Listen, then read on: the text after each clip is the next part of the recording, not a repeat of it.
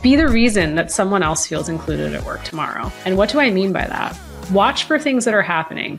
Look for the ways that somebody was excited and engaged about work. And if that's changed, reach out. I feel like we sometimes go through work with our screensavers on, right? Trying to go through the days and the emotions. And if we actually stop to look around to see what was happening to others, I mean, we're all really focused on ourselves as we should be in our career. But I feel like if we watch to see what was happening, there are lots of ways we could intervene. Welcome to the Worthy for 30 podcast. I am your host, Eric Tash. Join us as we delve into the world of impactful business leaders who are setting the bar high. Worthy for 30 carefully curates its guests, engaging with business trailblazers who embody the ethos of doing good while doing well. In each episode, we extract actionable tips and wisdom from these visionaries, offering you a blueprint to merge success with social impact. Ready to elevate your business game? Let's dive in and learn how to do good while thriving. Worthy for 30, where purpose meets profit. Where we speak with remarkable business leaders who are doing good while doing well. Join me, your host, Eric Tash, alongside the brilliant Mita Mallick. In today's episode, we talk to Mita, who's a seasoned DE&I expert, about creating inclusive workplace culture. Mita is the author, and I am holding this up, of a Wall Street Journal, a best-selling book, Reimagine Inclusion, Debunking 13 Myths to Transform Your Workplace. I highly recommend reading it. Again, if we are looking to build and create an inclusive workplace that we envision. Welcome to the show, Mita. Eric, thank you so much for having me. I'm excited for our conversation. Yeah, absolutely. So it's funny. We know some similar people. Yes. One of my previous guests is Lan Fon, someone who I'm incredibly fond of. Mm-hmm. Lan and I have known each other for 12 plus years. Gosh. And her book just came out too. And it is April 3rd. Yeah, thank you for reminding me.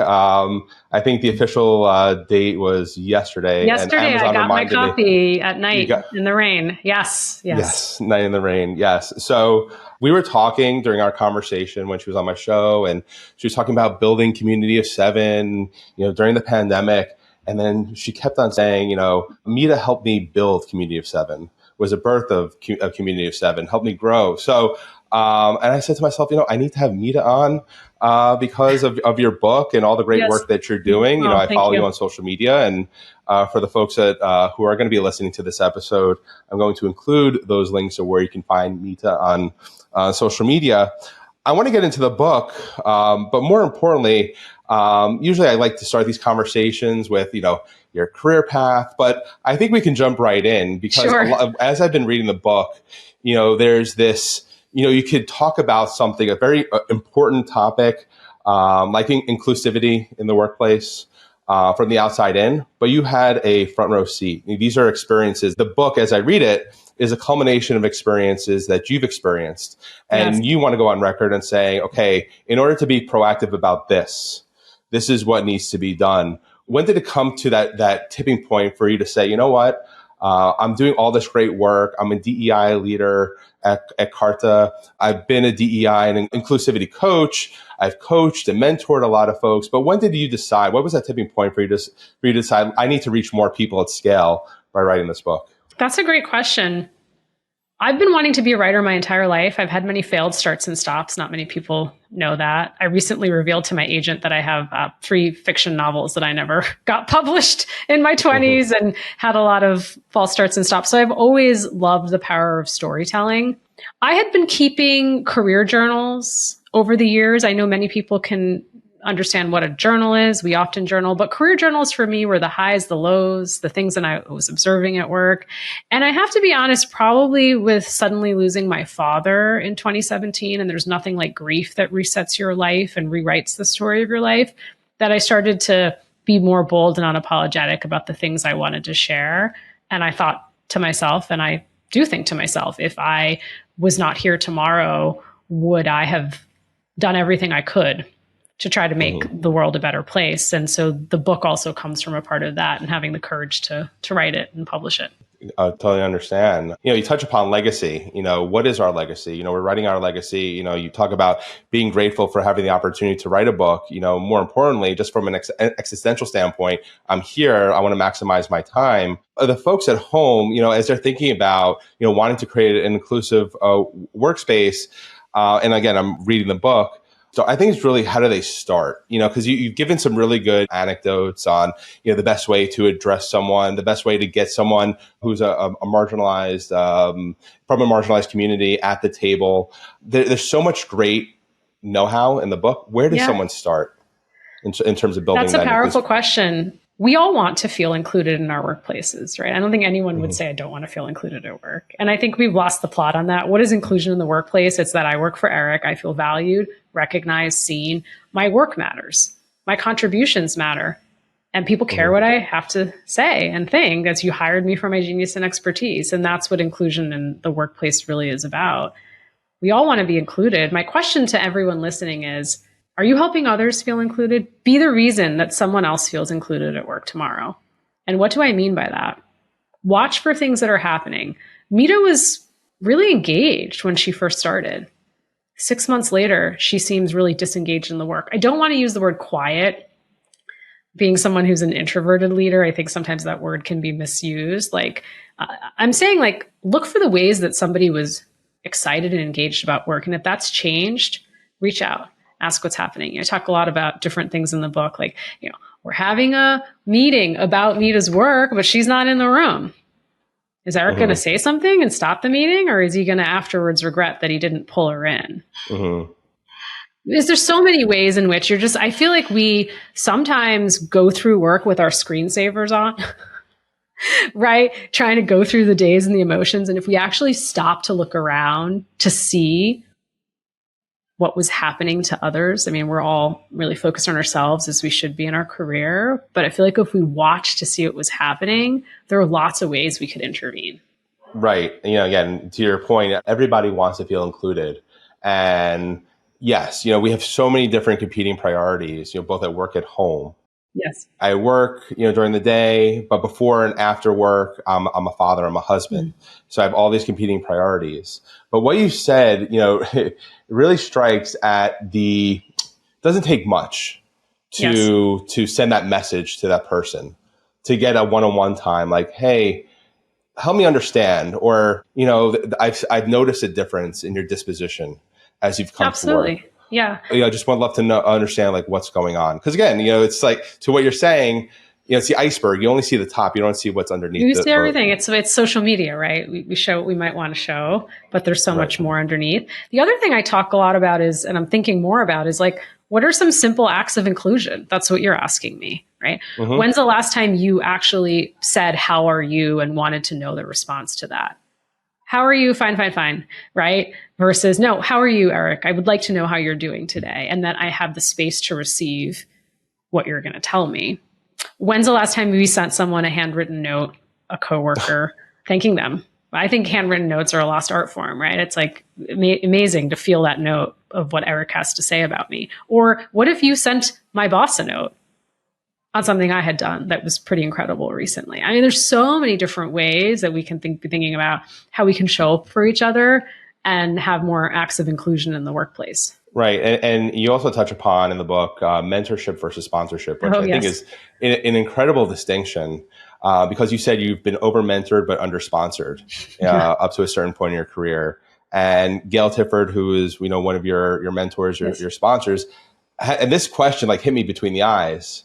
What do people say about you when you're not in the room? That's scary, isn't it? It's a scary question. I'm getting scared when you said it out loud. I was like, oh. Yeah, of course. I don't know. Have you ever seen the Broadway play musical Hamilton? I've not seen all of it. I've seen most of it on Disney, actually, with my children. I've not seen it live, but yeah. On Disney, and there's a song in the room where it happens. Aaron Burr always wanted to be in the room where it happens, and Hamilton was in the room where it happens when these big decisions with the founding of the United States happened.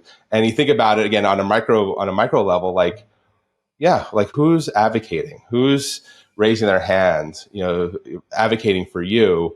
how do you find those sponsors? Because those sponsors happen within the organization you're working for. You mentioned, they're usually two rungs above you on the ladder. I would love to understand like your approach in again, finding that sponsor. So this isn't a Taylor Swift concert. They're not friendship bracelets we're going to exchange. You don't run up to someone and say, hey, will you be your sponsor? Right? Like that's not how it works. I've often had people say, will you be my mentor? We'll park that. That's a different conversation. But sponsorship, how do I think about how I would find a sponsor in an organization? I would think about the work. So let me give you an example, which I also share in Reimagine Inclusion. But Eric's the CFO. I can go to Eric, let's say it's like a smaller company, and I can reach out and have a meeting with Eric, and I can ask him about his career. What did he do before he got here? How did he get interested in finance? Absolutely. I have a wonderful conversation with Eric. That's a mentorship conversation, right? That's mentorship, and that's important. But let's say I go to Eric with a piece of work I'm working on, right? I set up time with you and I say, hey, I'm a marketing manager in this division. My boss has tasked me to look at the investments we made in the last year and what the return on investment is. I have analysis I've put together. I'd love your feedback. You're probably going to be interested in as the CFO. You want to know like, the money we're spending and was this worth it? And so I go to you and meet with you, and you're 2 to 3 levels above me, say 2 levels, with a piece of work that I get you interested in. I'm building the relationship in a different way. And you very well likely maybe pleasantly surprised that I've approached you with this project. And you'll probably have an interest in it. And you'll say to me, Mita, can you come back to me in 2 weeks? I'd like to see these additional things. Now, this is where some people miss the boat on the sponsorship relationship. I might never go back to you, right? I might actually not come back with those 2 things. If I come back with those 2 things in a few weeks, you likely will then say, oh, this is really great. I actually have a team offsite coming up, or I have a team meeting. Would you come? Do you see what I'm doing with the work? I'm building the relationship. And so eventually over time, when the doors are closed, and yes, people are talking about you and your career, as Gail had told me, when my boss puts my name up for a promotion, Eric's going to chime in and say, I've seen Mita's work, and here are the things that we've worked on together and that she approached me with. I second that promotion. And so that's what you have to do. I spent too much of my career, Eric, looking down and not looking up, looking down like this, like typing, like very focused on doing good work, but not talking about the good work and not realizing the network effect and the spider web in our organizations, that no one does good work alone, and that you have to reach out to other people and let them know what you're working on and actually invite them to join you in the work. And that's how you create the sponsorship relationship. And so the final thing I'll say is don't run out and try to find 10 sponsors. That's not what I'm saying. Right. 2, 3, enough. Right. What's also interesting that I just want to pull out there is the value first foot. Yes. Like using that CFO as the example, like I've done this, would love to get your feedback on this. Like, wait a minute, this directly impacts me as a CFO. Yes. I want to, continue this conversation. I want an update in 2 weeks instead of, just taking or asking. It's more of, let me give first, get some sort of receptiveness. Absolutely. On the back end. Yeah. And then, naturally or organically, that sponsorship sort of relationship blossoms. It occurs, especially when it comes time for promotions, or raises, which is interesting because the other thing that you talked about in the book in terms of compensation, I think there was one anecdote that you provided where you advocated for yourself for a promotion. Yes. I think that your supervisor at the time said, "Oh, your husband makes a lot of money," or something along those lines. Like you don't need it, and like he more or less like dismissed the actual request. So I think my question is like, one, it's like, oh my God, you're like in the moment, like, how do I reconcile this where I'm not, shooting from the hip and I'm being emotional and I want to take this, I want to absorb what was just said in response. Sure. But 2, like, how did you imagine if they didn't provide, you found another opportunity? But for the folks who are in a similar situation, like, what do you do? Like, how do you reconcile that? Thanks for bringing that myth up, Eric. A lot of people have really felt it. And I've gotten a lot of great feedback on the book, but particularly that myth. Why are you asking for a raise? You and your husband make more than enough money. And so what I am trying to get at in debunking that myth is there's a myth that white women and women of color don't negotiate. Some of us don't negotiate. Some of us have to have been upskilled. That's true for anybody. But oftentimes we do negotiate. And when we negotiate, as you just said, we're dismissed, minimized, gaslit, pushed to the side. I wish I had said in that moment, what does my husband's job have anything to do with the value I'm bringing to this company? But I didn't. It's like a movie. Like, I wish I had said that, but I rewinded that scenario in my head a few times. But here's what I did do, because here's what's really useful about this is that that person revealed who they were. They revealed their bias. And so I take that actually as, okay, now I have that information. I know you think this about me. I'm likely not going to change it given the power dynamics of a relationship, you being more senior. But what I can do now is try to go find someone else. So there's two options here. You can leave the company and try to get paid more. You could move internally, or you could find a boss's peer or someone 2 levels above your boss to try to get you paid more. And so I've done this actually successfully in one situation where I went to one of the white men who were on a leadership team, who was an ally for me. We worked on a lot of things together. I'll say it's Eric. I asked Eric, I said, Eric, we're catching up, mentoring conversation. I said, Eric, how do you negotiate for your compensation? I'd love to just get some advice. Like, how do you do it? And Eric was more than happy to share how he thought about compensation and negotiation. And he said, well, Mita, why are you asking? And then I said, well, Eric, this is a situation I faced. Here's what's been happening. And Eric got me the raise that I had earned and deserved 6 months later, because he was in the room when those decisions were being made. And I supplied him with enough information. He said, you don't get raises just because you want them. Right. I don't get a raise because I bought an expensive car. I get a raise because I've earned it and I deserve it. And I'm very clear on the points I have delivered for the company, the track record of success, what goals I have exceeded, what my role is valued in the marketplace currently. All the things that you need to negotiate. But I was providing that to Eric. And so for anyone listening, that's another way to think about allyship in the workplace, is how can you find someone else who can help you behind the scene? And Eric also knew that this person wasn't going to give me a raise. And so was also managing that situation politically. Wasn't coming in to say, Mita told me. Yeah, right. But Eric used that information and his power and privilege to help me get a raise. Very interesting. No, it's a great strategic thinking of like figuring out, like, I like where I work. I just don't like this current situation. How can I figure out a way to improve it? You also brought up in that response about bias, and one of the things in your book is evaluating your own bias. We always have, we all have biases. I would be lying if I said I didn't. More important, like, I'll give you one example. One immediate example is it's an election year, 2024.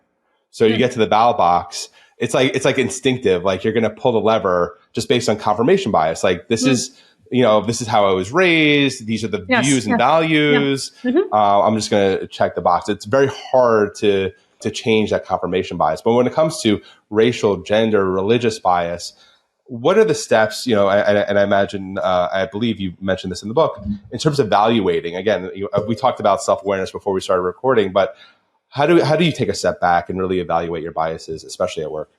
Well, if I had the answer to that, I would have started my own company and been helping lots and lots of people try to figure this out, because this is really difficult, right? Because we all have bias and it's ingrained in our brains. But what I talk about in Reimagine Inclusion, as you'll probably remember at the start of the book, is that this work doesn't start in our conference room table, in our boardroom tables, in our workplaces, inclusion. You're probably thinking, well, what does she mean? My book is already out of date, but at the time when I published the book, it was $8 billion of DE&I training that US companies had spent. That's a lot of money. So what's happening? That a lot of things are happening, particularly with the backlash and why people perceive that DE&I isn't working.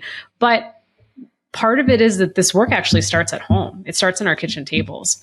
I can't have Eric sit through a 4-hour unconscious bias training, and I hope no one's doing that anymore, and think that Eric's biases all are gone. It starts at our kitchen tables. And so in Reimagine Inclusion, I do some simple exercises where I ask people to think about, how many cross-cultural relationships do you have that are meaningful? And so the questions around, How do you spend your weekends? Who are you spending them with? When you're at line in the grocery store, who's the cashier? Who cuts your hair? What bars and restaurants do you frequent? And why I'm asking these questions. Who are your neighbors? I'm asking you to recall physically who you see there.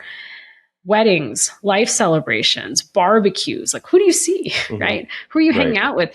And the last question I ask leaders to think about is, when you have something important to celebrate or you want advice on a life decision, who are the 5 people you call or text or email who are not your friends or family? And if they all act like you, think like you, and look like you, the truth is, in this country, most of us are still self-segregating. That's true for 2/3 of white Americans. It's true for similar numbers for Black Americans. So I ask the question, how do we expect people to show up at work, really being able to mitigate their bias if they aren't meeting people from different backgrounds, communities, and cultures? If I am the only South Asian woman you've ever met, and the only experience you've had is from film and media, okay, fine, and not enough. There's so many stereotypes, and then I'm on your team and you're leading me, right? So that's what I really want people to think about. I mean, I think we're all chasing diversity of representation in our organizations. I could work for Eric, and my division could be quite diverse, but the question Eric needs to ask is, Mita fit to lead this division? Is she actually fit to lead this team? No, I totally understand. And of course, taking everything into account, making sure there is, proper representation. The other point that I wanted to make out of that, you mentioned leaders, leaders X, leaders this, and that's from more from a top down approach in terms of creating inclusivity. Does the same sort of evaluation apply to the everyday manager, mid-level, entry-level person, in terms of, evaluating, okay, where do you, how do you spend your days outside work? Who it does. Yeah, absolutely. Because we're all interacting with each other at work. Right. And your boss and your colleagues and the people you work with every day have a huge impact on not just your career, but also your life. So are we, at the end of the day, it's about, are we creating an inclusive workplace for all? Like, are the ways in which we treat each other fair? Right. And I think everybody wants to just be treated fairly. That's probably, we could all agree on that. And so I do think also, because if you're an individual contributor and you think, gosh, well, I don't manage anyone. Well, would you like to someday? And also, like, we're all managing people. We're managing relationships, projects, clients, vendors. Like, really, if you broaden the scope, we're all interacting with people every day in different ways. Right.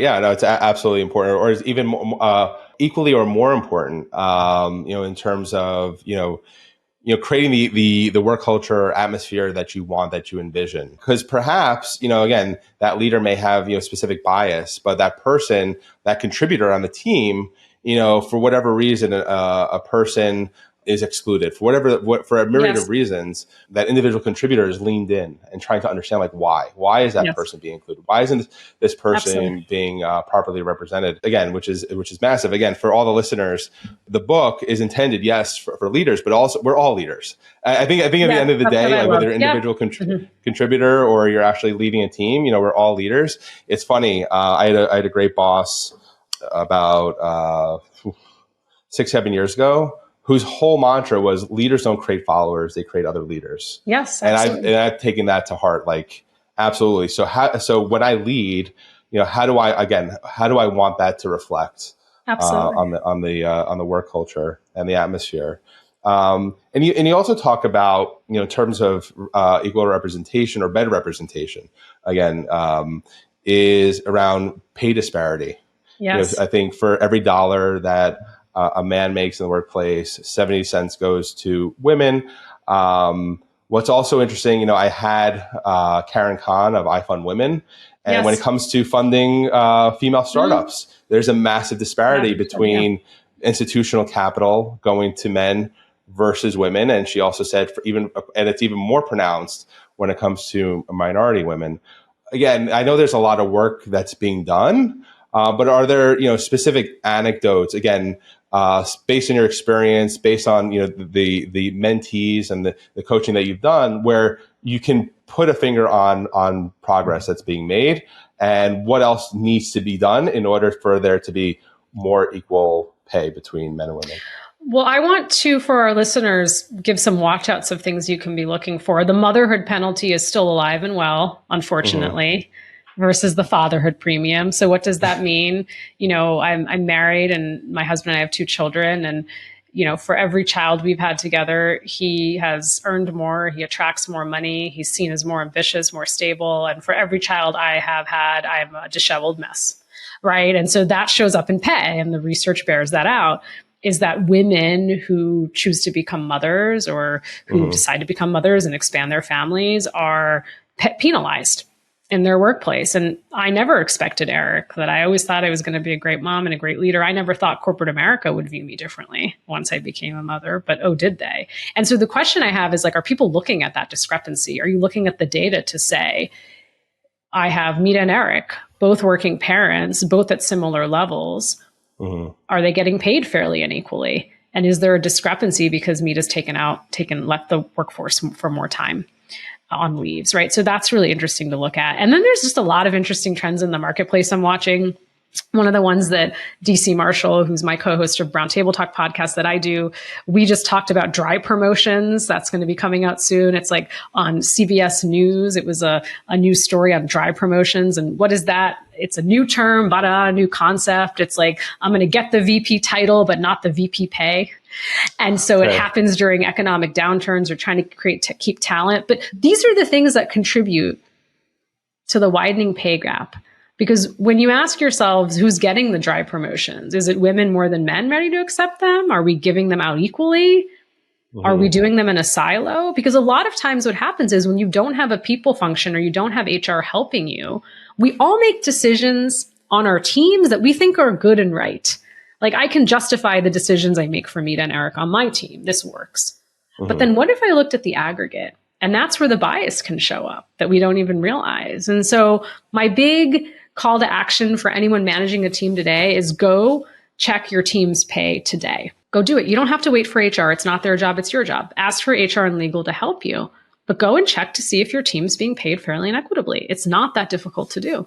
And then start having those discussions if they're not with the right people and the right stakeholders in your company. Got it. And in terms of, making sure, everyone's being paid equitably or as equitably as possible, you mentioned some of that aggregated data. Is that aggregated data from like a database like Glassdoor where you can benchmark, how much that position pays? Like, just love to understand like where the analysis comes in. Yeah, I mean, listen, most people don't know that their companies are quietly doing the right thing behind the scenes. Most people are working with outside counsel. They're looking at disparate pay impact analysis, particularly if you're in performance review season.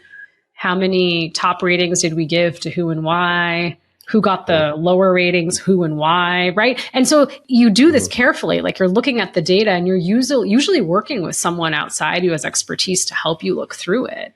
But as I argue in Reimagine Inclusion, even if my company is doing the right thing, I as a manager show up with bias. Right? I show up with bias and my own cultural hangups about money. When Eric comes and asks for more, I might say, oh, I'm excited. Yeah, Eric just expanded his family. That's great. Mita comes and asks for more and should she be grateful? Why she asked me for more? She just got a raise 2 years ago, right? But it's all about our own bias, right? And so oftentimes, even if the system is there, we're individually wreaking havoc and widening the pay gap. That's a very powerful statement, just thinking about that. It's like Eric just became a new father, and he asked for a raise. Oh, yeah, absolutely. And then Mita comes along. I just had a child too.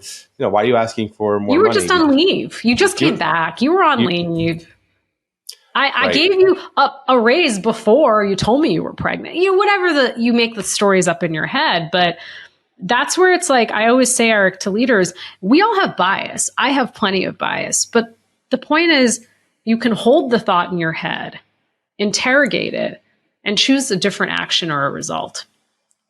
If you can hold that thought and interrogate it. Right. Yeah. And it requires a lot of like self-evaluation, a lot of self-introspection. Yes. So I'm thinking about, again, what you're also saying is like helping is like really trying hard to put yourself in another person's shoes. Yes, absolutely. Yeah. That doesn't look like you. That doesn't act like you. Yeah. That doesn't have the same or similar educational background, family background, whatever. Just totally different person. Putting yourself in their shoes. And it could be easier for some and harder for others, but again, it needs to be done. Absolutely. And the reason why I also bring this up is, as we're talking, and specifically, with regards to the gender disparity, just from my own experience, back in the 30s and 40s, my great grandmother ran the family business, and I'm like, what about my grandfather? And the stories were, they were the front of the operation, but like the back of the operation, like making sure everything was open and running, and the business was still in business, was because of my great grandmother. And then as I was growing up, my mom still is an executive at her company. And my dad is also an entrepreneur. So there was always this like equal, both parents worked, both parents were well respected, regardless of man versus woman. Again, there was that appreciation. Yes. At the same time, that's not reality. Like again, what you're saying from the outside world, like what I experience is great, but that's not reality. And what's really fascinating about what you shared is, whether we realize it or not, how we were raised, it actually informs a lot of our behaviors at work. And so because your family was breaking stereotypes and you had access to different role models and you had access to women and men who were both working inside and outside the home, you're showing up as a different leader. So if you don't have access to those experiences, your job is to get more access to those experiences so that you don't have certain expectations of how you think women and men should behave at work. And that, I just said that out loud, but a lot of us do. And that's because and it's nothing to be embarrassed of. It is how we were raised culturally. And we have to just interrogate those. The questions I get, like, so you're coming back to work? You're having a stranger raise your child? Are you sure you don't want to do a job share? Are you sure you don't want to go part-time? Are you really going to continue to focus on, wow. Right? And so now I used to find those comments really hurtful. And now I see them as a mirror to, you're asking me these questions that are a mirror to things that you're trying to figure out in terms of how you were raised and your own expectations. That is super interesting. Cause like, yes, you could immediately like impugn that person. Like, how dare you ask me those questions? But then what you're also doing is like, you're taking a step back. Like, where is this person coming from? Can Absolutely. And I would say, let me caveat it. I'm an executive now. It's easier for me to say these things now. When I was junior and the power dynamics in organizations are real and your boss's boss says that to you, that would be devastating. And that's where allyship's important. I want Eric to stand up for me when he hears those things, or other people, rather than me constantly being like, oh, that's funny. My husband doesn't get asked those questions. Right? Right. Like, why am I being asked these questions? Mita, this is an incredible conversation. I want to keep it going, but of course, I just want to also be mindful of time. One thing I want to end with is for that information, meaning being informed of how to be a better ally, or how to be an ally to begin with. I know you mentioned in your book mentorship and sponsorship, but for the person who's like, you know what, I just want to be a better colleague, and I want to show up for those folks who need my advocacy, how can that person start, or where should that person start, again, in terms of being that ally? I'm going to start with what I said earlier, which is be the reason someone feels included at work. Start investing in relationships at work and getting to know people. I know time is a precious commodity. Thank you so much for reading my book. I know that that's taking you time to do, but invest in people. And that way you can only show up to be an ally for me if you understand, as you said, my experience and what I'm going through. And too many of us have our screensavers on at work and we're not observing what's happening around us. And so I think if we could start there, you'll find plenty of ways, if we just listened and observed more, to help each other out and show up with more kindness and empathy in our workplaces, which is sorely lacking. And of course, I'll shout out my book, Reimagine Inclusion, Debunking 13 Myths to Transform Your Workplace. You can find it on Amazon or your favorite independent bookseller. And Eric, thank you so much for having me. I really appreciate you. Absolutely. It's been a pleasure. I want to know, I'll have to check to see if one of my favorite independent bookstores in New York City is P&T Knitwear, to see if Reimagine Inclusion, I imagine it is carried there. Great independent bookstore. And the reason why I mention it, because I recorded a podcast there one time, and it's a free podcast studio for the Lower East Side. Oh. So for anyone who's interested. Awesome. So I'll include a link to Mita's book. It's great. It's yes, you can read it front to back. And it's also a great resource for the folks who want to build that more inclusive professional atmosphere. I definitely highly recommend it. And then I'll also include links to Mita's LinkedIn, Instagram, any other place where someone who has a question can reach out to you. I'll see you on LinkedIn. Find me there. There you go. All right. Well, thank you. Thank you, Eric. Thank you for joining this episode of the Worthy for 30 podcast. Stay tuned for more insights from impactful business leaders. Don't miss out. Follow us on all podcast platforms to catch every conversation.